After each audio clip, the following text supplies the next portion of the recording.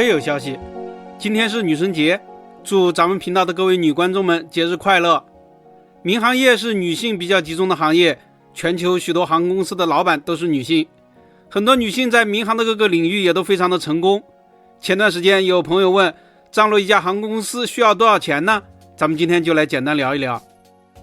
很多人以为开一家航空公司需要至少10几亿的资金，其实并不是的。很多大型航空公司在起步的时候并没有多少钱，注册资金甚至连1亿元人民币都不到，而且他们引进的还是波音737或者是空客 A320 这样的中型干线飞机，不是支线或者通用型小飞机。要经营航空公司，飞机不一定自有，租赁来的也行。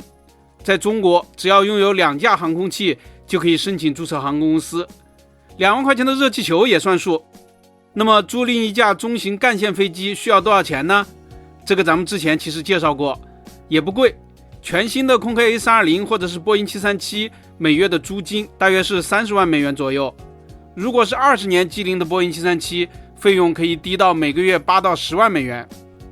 所以在国外，通常拥有几十万美元时，就有人开始张罗航空公司了。只要是生意好，就会有银行来谈合作。航空公司是银行又爱又恨的伙伴，他们之间的合作方式非常的多，包括以下几种：一是融资租赁，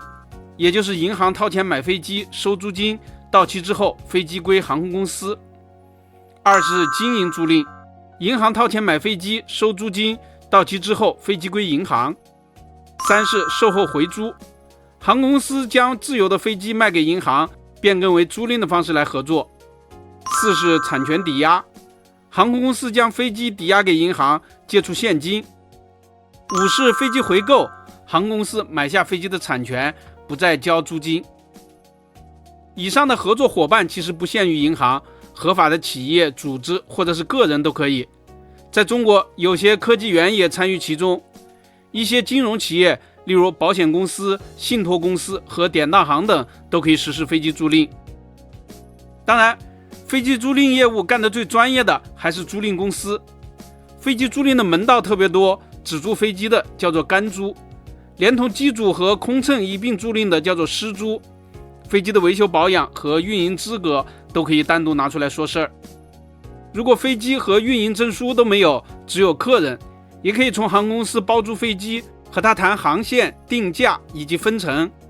很多的旅行社就是这么起家开始做航空公司的，例如大名鼎鼎的春秋航空。如果有钱没有证书，可以买架飞机挂靠在航空公司的名下；如果没钱有证书，也可以租借给他人来经营；如果有钱也有证书，可以自己经营，也可以委托别人来经营；如果没钱也没有证书，但是有飞行员、空乘或者是机务，那也可以与航空公司来谈业务分包。总之，航空公司有资金、飞机、人员和市场这4大因素，只要拥有一个，都可以与别人谈合作，逐步发展出来自己的航空公司，并不是说非要万事俱备才能够开张。